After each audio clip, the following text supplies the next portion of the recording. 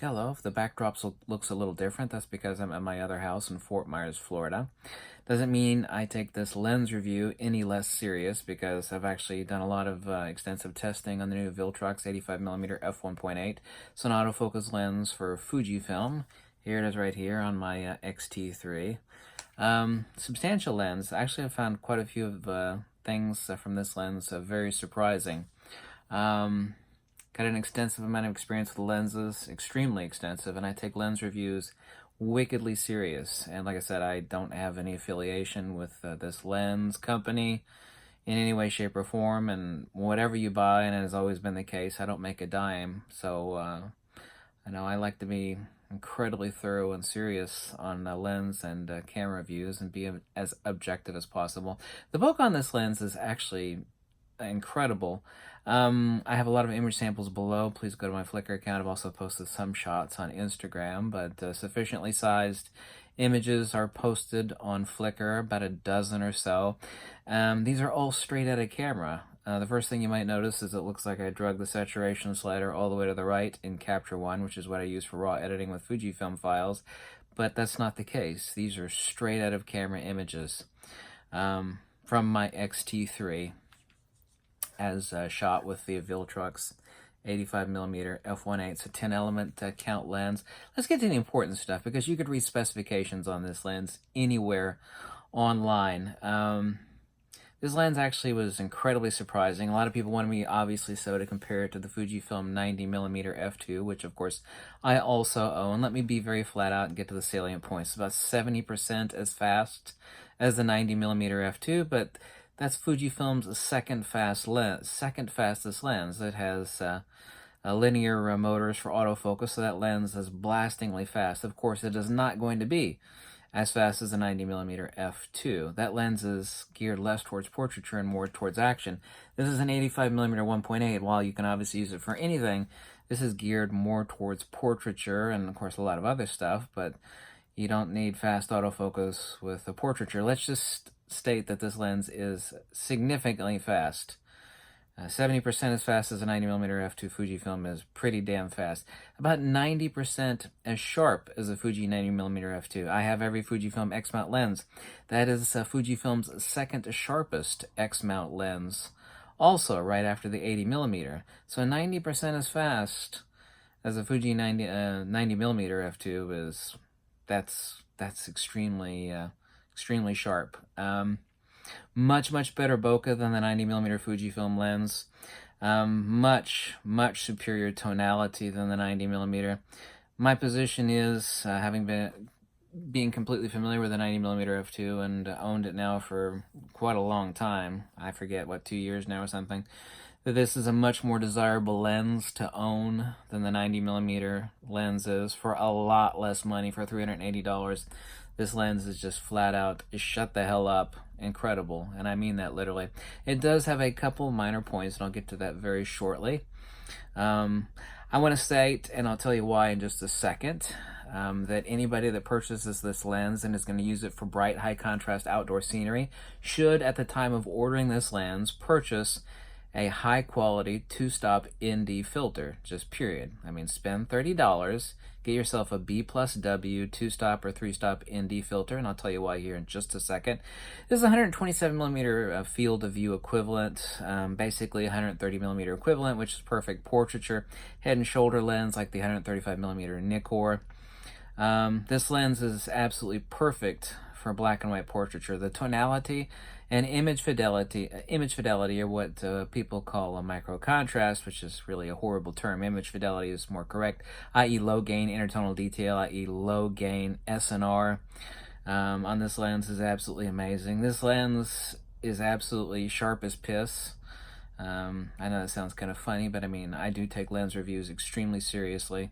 Most portraiture lenses are actually not that sharp. I mean, what's more comparable to compare this to actually is the 85mm f1.4 Zeiss lens, which I own a couple thereof. Like I said, micro contrast or image fidelity is incredible. Build quality is actually a 10 out of 10. This is actually built as good as most of Fujifilm's lenses. Actually, Most Fujifilm lenses are actually built the same. Some are much more heavy duty than others. People have complained about the lens hood that comes with this VILTROX 85mm. It's absolutely no worse than Fujifilm's lens hoods, which are not that particularly wonderful. It's actually better because of the way it actually interlocks with the mount on the end of this lens, that you're not going to be breaking the lens hoods on this like you will with Fujifilm's lens hoods, which break all the damn time. So actually this lens hood is better than Fujifilm's lens hood for most of their lenses. Moderate to high purple fringing, but much less so than my extremely expensive Zeiss 85mm. Highlight blue. This is why you need to buy a 2-stop ND filter for high contrast, or even a 3-stop. High quality. Get a B&W or even a Hoya, a real Hoya. The Hoya lenses actually buy on eBay, for example, are fake and usually plastic, made in China. Get a 2-stop ND filter for high contrast shots and bright outdoors. I've actually verified this across many shots.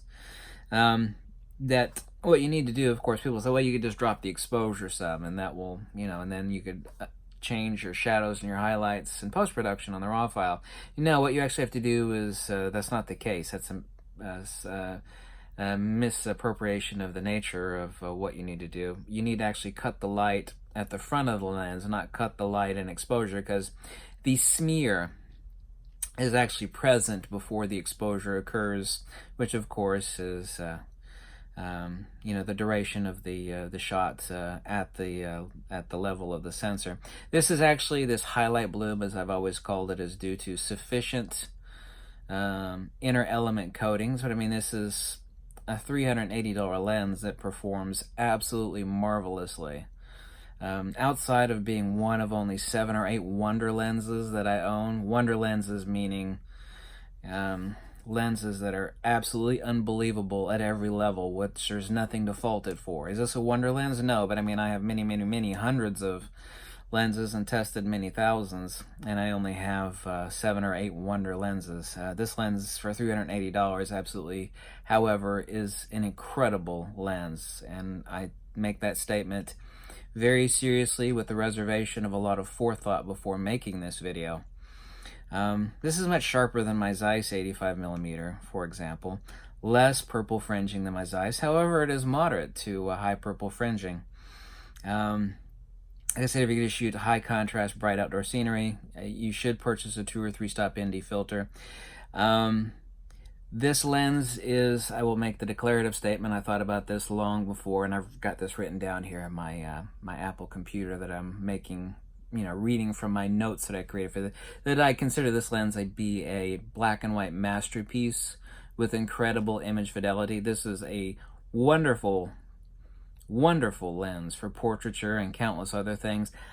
I will grab for this lens 9 times out of 10, as opposed to that of my 90mm f2 Fujifilm lens, which, by the way, costs a damn lot more than this lens does. A damn lot more.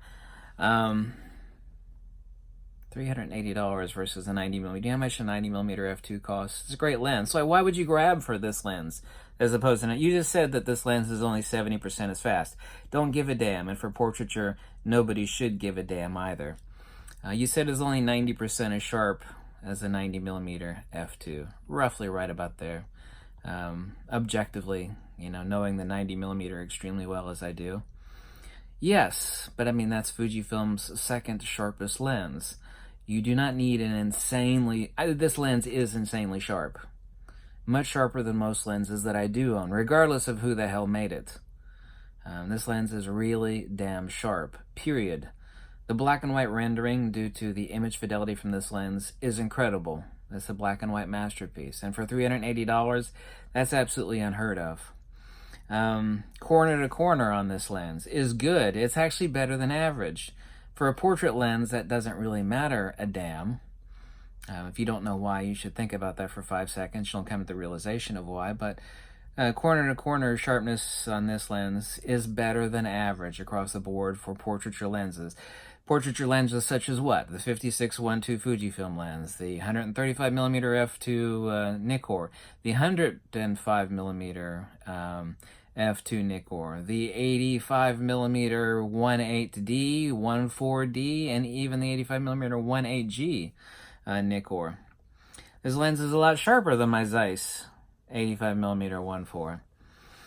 This is a low light wonder lens. Like if you're just doing low light ambient or low light black and white, this lens is incredible. This is an ambient light shooter's dream lens, to be honest with you. I've taken a look at a lot of image samples and I make these declarative statements. Like I said, I'm reading off of my MacBook here, the notes that I made.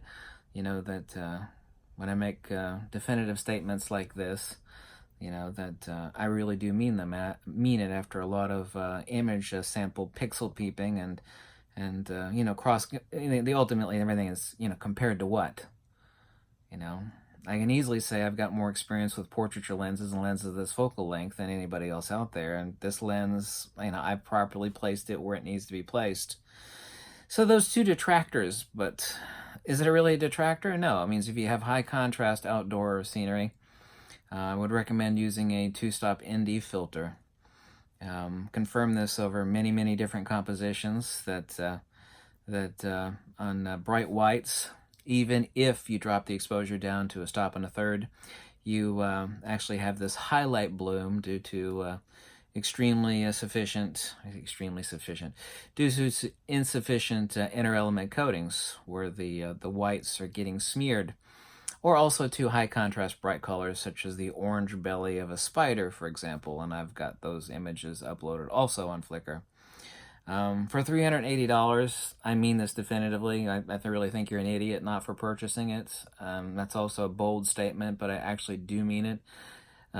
This lens is incredibly well built, and I would rather, saying this once again, I would rather grab for this lens 9 times out of 10, really almost 10 times out of 10, as opposed to that of my 90mm f2 Fujifilm lens, which costs a lot more than this does. Build quality on this is excellent. Extremely pleased and impressed with this lens. This lens sits right up there next to the Medicon 35mm f0.95 as far as top non-Fujifilm related X-mount lenses. Of course, that other lens, the Medicon, for example, of course, is a manual focus lens.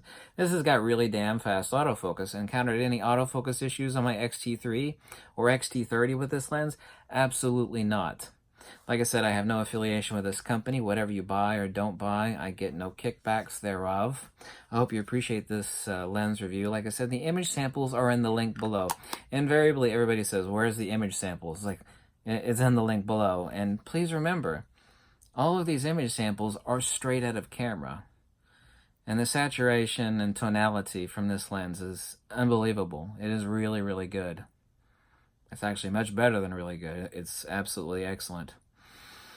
So, I hope you appreciated this review. I was objective, serious, and rational.